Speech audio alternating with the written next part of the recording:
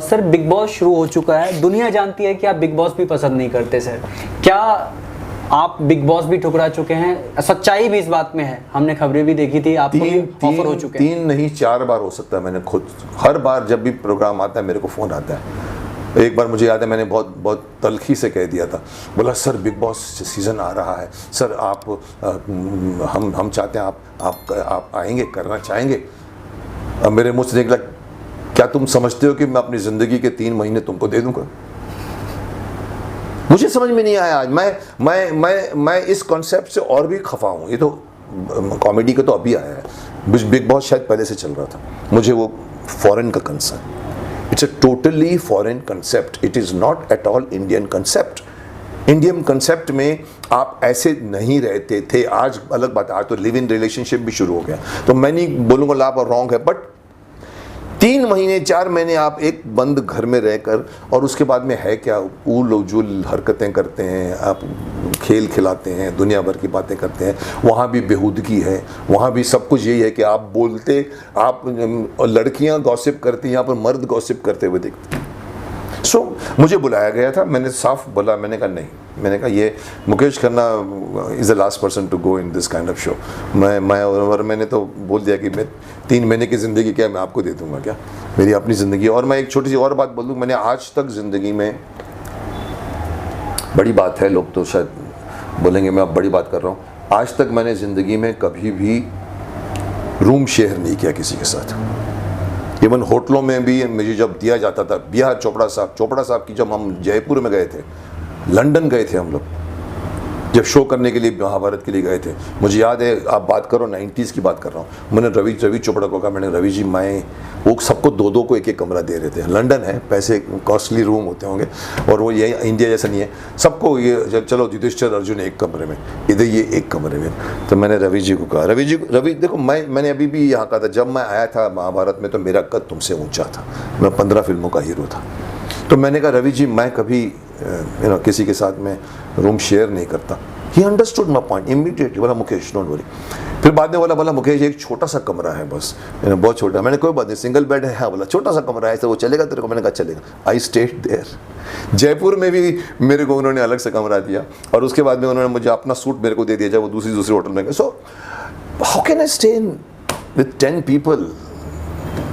So as it is, मेरे दिमाग की फैकल्टी इसलिए पसंद नहीं करती। कंटेंट को तो भूल जाओ, कंटेंट पे क्रिटिसाइज नहीं करो, बात की बात है, पर मैं ऐसे घर में रहूं जहां पर दुनिया देख रही है मेरे को, आप कैमरों की नज़रों में हैं, और 10 आदमी आपके साथ ज़िंदगी बिता रहे हैं, जिसका न कोई लेना है न देना है। ये जितने लोग इकट्ठे होते हैं, ये कमर्शियल शो है। बाहर के मुल्कों को ये पॉपुलर क्यों, कि बाहर के मुल्कों की ये लाइफ स्टाइल है, उनको ये समझ में आती, चलता है कुछ भी करना। लड़की अपने आप को कुछ भी एक्सपोज कर दे, कोई फ़र्क नहीं पड़ता। यहाँ लड़की, हमारे यहाँ पर लड़की का मतलब अपने आप को सती साध्वी तो नहीं कम से कम, लेकिन अपने आप को तो बचाना पड़ता है। वहाँ तो चलता है, वहाँ तो सब कुछ चलता है, अमेरिका में हो, इसलिए वहाँ का पॉपुलर शो, माफ़ करना, सब हमारे पॉपुलर शोज़ इंडिया में आ गए हैं। जब शक्तिमान आती थी, महाभारत आता था, उस वक्त और अभी में काफ़ी सारे बदलाव आ चुके हैं सर। आपका कहना है कि आजकल के शो, बहुत सारे शो ऐसे हैं जो बेकार हैं, मर्यादा को फॉलो नहीं किया जा रहा है उस शो में। ऐसे में 2010 के बाद आपको कोई ऐसा शो पसंद आया हो, जिस तरह के शोज़ आप पसंद करते हैं 2010 के बाद, ऐसे शोज़ जो आप बहुत पसंद करते थे, आप लगता था? ढूंढना पड़ेगा। मुझे नहीं लगता कि तभी मैंने एक बार बीच में अभी भी कहा था, मैंने कहा 90s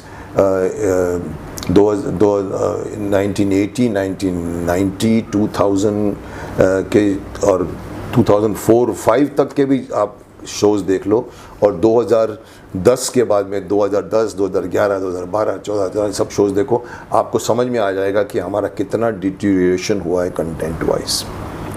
हम लोग नहीं, हम अगेन वही बात है कि हम लोगों ने, जैसे फिल्मों में भी एक ज़माने में सिर्फ हीरो हीरोइन होते थे सामने, और एक कभी पूरे फ्रेम में नूतन जी खड़ी होती थी, पूरा फ्रेम भर जाता था, या शम्मी कपूर ने ये मार दिया झटका, या राजेश खन्ना वो कर दिया, या साधना का क्लोजअप फुल करता था।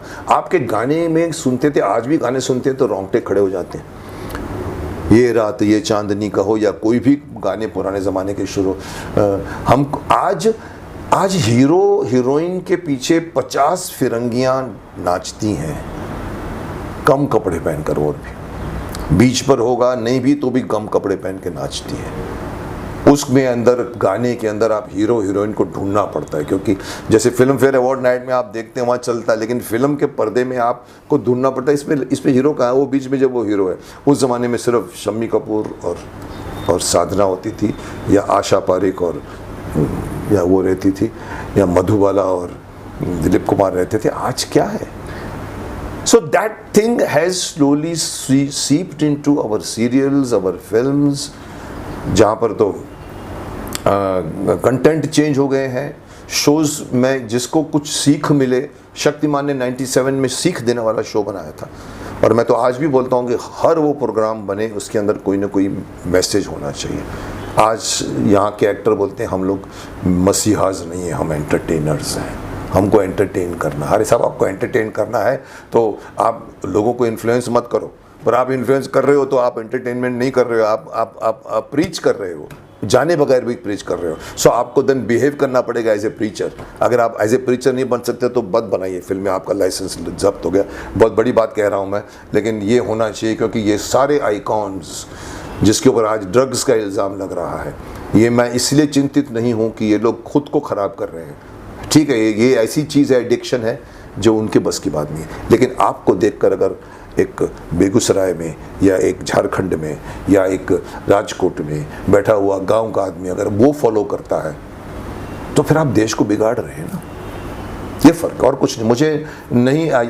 मुझे आपने सवाल ऐसा पूछा, मुझे ढूंढना पड़ेगा कि कौन सा शो अच्छा आया था बीच में। आया होगा, मैं नहीं कह सकता हूँ, बिकॉज मैं नहीं देखता ज़्यादा सैटेलाइट्स में। मैंने आज तक सास भी कभी बहू का एक एपिसोड फुल नहीं देखा मैंने, जबकि मैं इतना क्रिटिसाइज कर चुका हूँ उसके बारे में, नहीं देख पाता मैं। जैसे जो शो अच्छे नहीं आ रहे हैं आप आवाज़ उठा रहे हैं। I think I can say कि जो हमने किया था, मैं समझता हूँ वो आपका कब 2010 की बात कर रहे हैं? 2010 के बाद मैं समझता हूँ जो राष्ट्रीय ने जिसमें मैंने काम किया था, प्यार का दर्द मीठा मीठा। यस, मैं करता नहीं सैटेलाइट शोज़, मैं पहले ही मना कर देता हूँ। मुझे 5 औरतों के बीच में एक मर्द खड़ा रहता है, वो भी विवश खड़ा रहता है। मैंने कहा मैं नहीं करूँगा। बोला नहीं सर, आपका रोल है। मुझे सुनाया राष्ट्रीय की तरफ ने, मुझे बुलाया चाय के लिए, मैं किसी रेस्टोरेंट में बैठ के स्टोरी सुनाया, मुझे कंसेप्ट अच्छा लगा।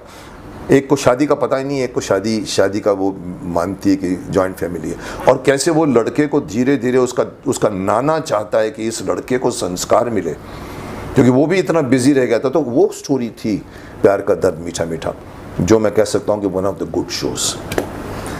सर अगला सवाल ये है कि एक सवाल हमेशा लोगों के दिलों में रहा है कि मुकेश खन्ना ने शादी क्यों नहीं की। अब उसका जवाब भी आपने दे दिया, लोगों को जवाब मिल चुका है। फिर भी मेरा सवाल ये था कि क्या आपने शादी के लिए कभी रुचि दिखाई थी? क्या किसी के शादी का प्रस्ताव आपने ठुकराया था?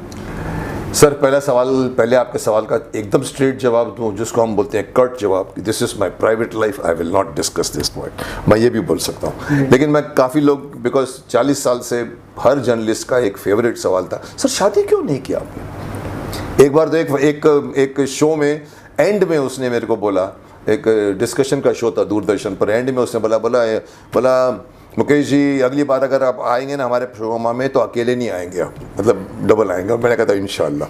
तो उस वक़्त से आज तक ये क्वेश्चन है, तो मैं कई बार बोल चुका हूँ, पर अगर आप मुझसे पूछो तो लड़की आई थी कि नहीं आई थी, कि मैंने रिजेक्ट किया था, कि मैं चाहता था कि नहीं चाहता था, दिस इज़ माई लाइफ, मैं उस पर डिस्कस नहीं करूँगा।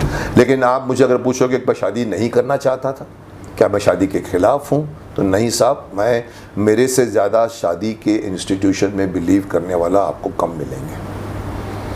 मैं तो उसके मापदंड को भी मैं बना चुका हूँ कि क्यों हर मर्द कहता है कि पत्नी को पतिव्रता होना चाहिए। क्या पत्नी नहीं एक्सपेक्ट कर सकते कि पति को पत्नीव्रता होना चाहिए?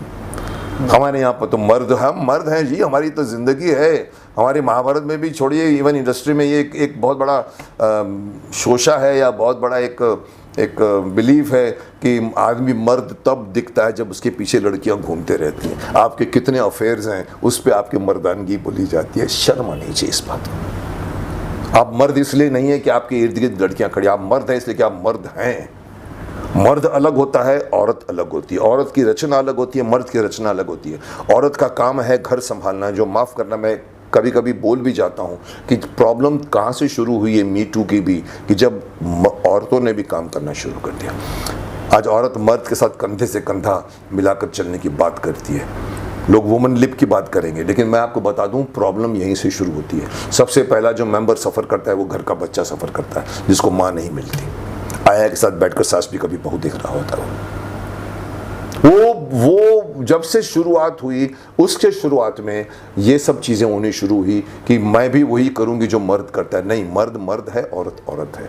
आपका शुरुआत से एक बनाया गया था। मैं खिलाफ नहीं, मॉडर्न वर्ल्ड में ये कहना कि औरत घर में बैठ जाए, मैं समझता हूँ शायद मैं अतिशयोक्ति कर जाऊँगा, लेकिन मैं ये भी करूँगा कि शादी तब होती है जब दो आत्माओं का मिलन होता है।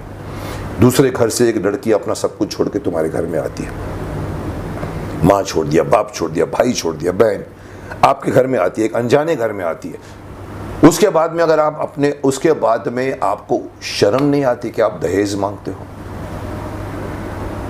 लड़की दे दी भैया, तेरी सारी की सारी मेरी अपने इधर को दे। उसके बाद अरे मेरे लड़के ने तो इतनी पढ़ाई की है, उसका इतना मिलना चाहिए ना, वो स्कूटर तो दिला दो उसको, एक फ्रिज तो दिला दो। अरे भाई लड़का आपका है, आपने पालना है, लड़की दे रहे हैं, लड़की को साथ में लेके परिवार पालो। ये सबसे बड़ी प्रॉब्लम है जो आज भी सॉल्व नहीं हुई है। दहेज लेना अपराध है, लेकिन लेते हैं। आज भी मैंने सुना बड़े बड़े घरों में चुपचाप बैठे रहते हैं, और जो गाँव की लड़की जो होती है वो लोग दबके रहते हैं, इसीलिए लड़कियों को मार दिया जाता है। तो कहीं ना कहीं मैं इस बात को मानता हूं, शादी में दो आत्माएं मिलती हैं आपके तो मेरे यहाँ भी अगर लिखा होगा तो आत्माओं का मिलन है। ये कोई अफेयर नहीं है कि चल I love you, I don't love you now, I love you now, I love, ये नहीं है। शादी जब हो जाती है, आदमी 2-4 घंटे साथ में नहीं रहता, 24 घंटे साथ में रहता है। जब अफेयर करता है तो लड़का लड़की लिपस्टिक लगा के सेंट वेंट मार के आती है, कपड़े छपड़े पहन कर आती है, अच्छी अच्छी बातें करती है, आज तू बहुत खूबसूरत लग रही है, अरे you are also looking very handsome. यहाँ से अफेयर शुरू होता है। जिस दिन शादी हो जाती है उस दिन लड़की को भी मालूम पड़ता है, लड़के को भी मालूम पड़ता है, वो जो देखता था वो नहीं है, वो देखती थी बोला वो नहीं है, और तब जाके रियलिटी ऑफ लाइफ आती है। तो मैं मानता हूँ कि आपको इंस्टीट्यूशन ऑफ मैरिज समझना चाहिए। तो मैं मानता हूं इस बात में कि पर मेरी शादी होनी होती तो हो गई होती, यहाँ लिखा रहना।